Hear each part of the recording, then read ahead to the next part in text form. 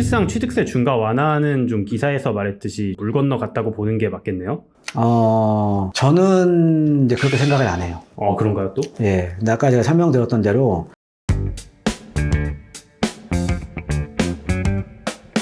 대표님, 최근에 기사 혹시 보셨나요? 그 야당 협조가 이루어지지 않아서 이 취득세고 임대사업자고 좀 통과가 안 될 위기에 처했다고 하는데 시청자분들도 좀 걱정이 많으실 것 같아가지고요. 취득세 중과 완화 좀 전망이 어떻게 될지 한번 여쭤보려고 왔거든요.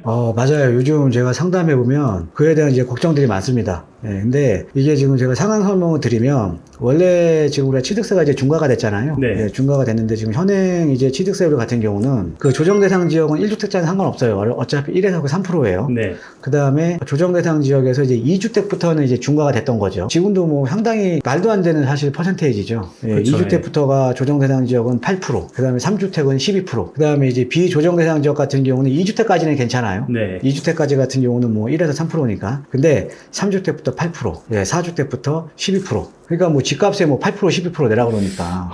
상당히 좀 부담이 컸던 게 사실이거든요. 네, 그런데 지난 이제 정부에서 발표한 내용들을 보면 이제 12월 21일 날 이제 2023년 이제 경제 정책 방향이 나오면서 이제 부동산에 대한 부분도 발표가 됐는데 네. 이 12월 21일부터 소급 적용시켜서 취득세에 대한 것들을 완화를 해주겠다라고 발표를 했어요. 네. 그래서 이제 이 정부 안에 보면 2주택까지는 조정, 비조정 상관없이 그냥 일반 세율로 가겠다. 그 다음에 3주택부터는 기존 이제 취득세 중과 안보다 50% 정도 완화시켜주겠다. 네. 라는 거를 이제 발표를 했거든요.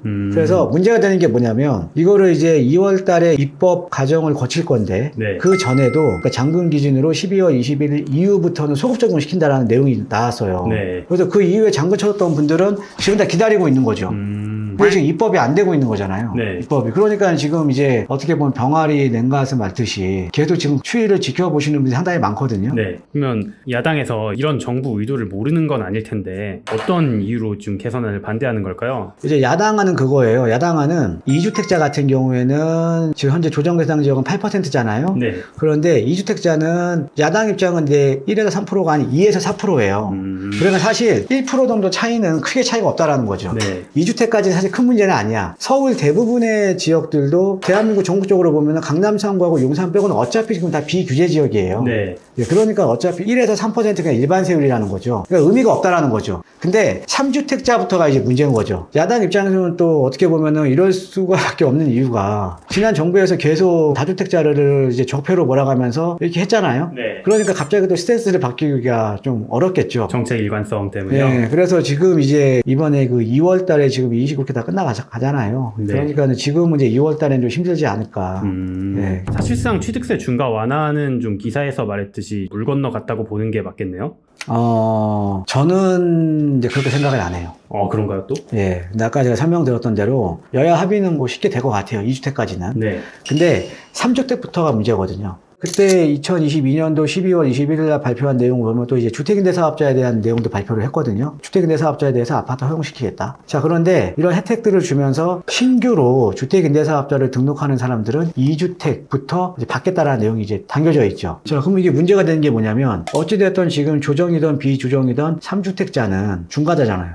그러네요. 자, 그런데 우리가 주택임대사업자 내시는 분들이 자기 집 없으신 분들이 없죠. 거의 없죠. 네. 자, 그러면은 내가 하나 냈을 때는 중과는 안 나갔는데 하나 더 내야 되니까 이때는 중과가 되잖아요. 예, 그러면 과연 주택임대사업자에 대한 인센티브가 있냐 이거죠. 지금 주택임대사업자에 그런 뭐 아파트 허용이라던가 이런 인센티브를 주는 이유는 뭐냐면 지금 지방의 미분양 물건들이 지금 위험할 정도로 지금 급속도로 늘어나고 있거든요. 엄청나게 늘어나고 있어요, 지금. 네. 그러면은 어찌됐든 다주택자들이나 주택임대사업자들이 그런 물건들을 매입을 해줘야 되는데 취득세를 지금 중과를 시켜버리면은 누가 주택임대사업자를 등록을 하냐 이거죠. 지방 미분양뿐만 아니라 지금 어떻게 보면 기존의 거래 시장도 정상화 시켜주기 위해서는 기존의 재고주택 시장에서도 다주택자들이 매입을 해줘야 되거든요. 네. 뭐 주택임대사업자라든가 이런 것들을 활용을 해서 그러니까 거래량을 지금 정상화 시키는 게 목적이거든요. 시장을 정상화 시킨다라는 게 단순하게 가격을 오른다라는 게 아니에요. 네. 가장 중요한 거는 시장이 정상화돼야 지금 주택 공급 기반이 유지가 된다라는 거죠. 예, 그렇기 때문에 저는 이제 취득세는 멀지 않은 시기에 완화될 거다. 예, 그래서 또 어떻게 보면 이런 여러 가지들이 세금이 이제 규제가 완화가 되면서 예전에는 똘똘한 한 채였거든요. 근데 지금은 이제 투자 전략이 똘똘한 두 채예요. 예, 그래서 제가 볼 때는 조만간 좀 좋은 소식이 있지 않을까. 예, 그렇게 한번 예측을 해봅니다. 네, 알겠습니다. 대표님, 그리고 취득세 이야기하면 빠질 수 없는 게 하나 있죠. 저희 임대사업자 관련인데요. 저희 방송에서 여러 번 현행 혜택 가지고는 시장 정상화에 미치는 영향이 너무 없다 이렇게 말씀을 해주셨는데, 혹시 임대사업자에 대한 추가 완화 조치도 나올 거라고 전망하시는지. 추가적으로 나올 겁니다, 인센티브. 그게 왜 그러냐면요. 종부세 합산 배제는 의미가 없어요. 제가 봤을 때는. 왜? 종부세 이번에 여야 합의되면서 23년도 올해부터 같은 경우에는 종부세에 대한 부담이 확 줄어들었습니다. 네, 그러니까는 뭐 이 종부세 합산 배제에 대해 합산 배제 받으려고 주택임대 사업자 등록하시는 분도 없을 거예요. 예, 그리고 또 하나가 뭐냐면 지금은 양도세 중과 배제가 우리가 조정 대상 지역, 즉 규제 지역에서 이제 중과가 되는데 지금도 한시적으로 완화를 해줬잖아요. 원래 올해 5월 달까지인데 지금 24년 5월 달까지 지금 완화가 이제 결정이 됐고요. 그 다음에 앞으로도 계속 완화될 거예요. 그러면 이 양도소득세 완화 받으려고 주택임대 사업자를 10년 동안 등록을 하면서 할 분들이 과연 있을까?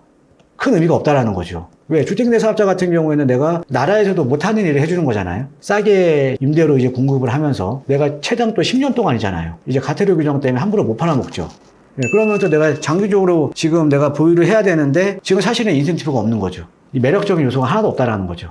네, 그럼 당연히 앞으로 나와야겠죠. 제가 볼 때는 한 두 가지 정도 나올 것 같아요. 하나는요, 예전에 단기주택 임대사업자 있었거든요. 네. 예전에는 단기, 장기에서 뭐 4년짜리, 8년짜리였어요. 근데 지금 이렇게 시장이 안 좋은데 10년을 갖고 있으라 그러면, 그죠? 제가 볼 때는 단기주택 임대사업자에 대한 내용 나올 가능성이 높고요. 네. 예, 그 다음에 또 하나가 양도세 감면 혜택도, 그러니까 장기보유 특별공제라든가 이런 것들을 이용해서 양도세 감면 혜택이 더 커질 가능성이 높습니다. 예전처럼 이 두 가지 정도는 앞으로 좀 나올 가능성이 좀 상당히 높다라고 좀 저도 좀 조심스럽게 예측을 좀 해봅니다. 자, 우리 시청자 여러분들 이렇게 저희 채널 관심 있게 지켜봐 주셔서 참 감사합니다. 또 여러분들의 관심, 좋아요를 한번 표현을 해주시고요. 아직 구독하기 안 하셨던 분들도 좀 구독하기 좀 눌러주시고요.